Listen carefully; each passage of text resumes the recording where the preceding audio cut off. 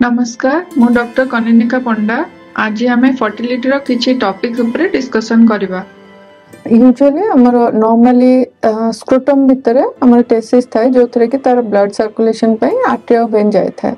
तो वारिकोसिल ले कोन हुए से वेन गुडा को स्वेलिंग हे जाय थाए स्क्रोटम भितर पूरा गुच्छा परी तयारी हे जाय थाए। तो सेटा रे ब्लड जेहेतु वाल्व रो डिफेक्ट थाए वेन्स रे सेति पई सेउडा को ब्लड टेस्टिस पाखरे पुल हुए जोटा कि टेस्टिस रो टेम्परेचर को इंक्रीज करथा। यूजुअली हमर टेस्टिस ता हमर शरीर रो तळे अछि so that temperature 1 to 2 degree less थाए टेस्टिस रे।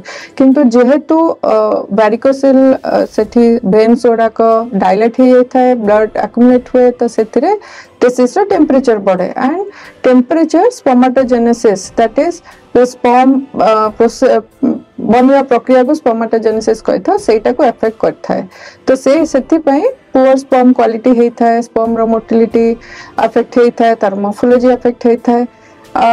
किंतु वारिकोसिल ट्रीटमेंट जदी वारिकोसिल ग्रेड अछि 1 2 3 4 जदी ग्रेड 1 2 वारिकोसिल अछि बेसी किछ इफेक्ट पखायनी।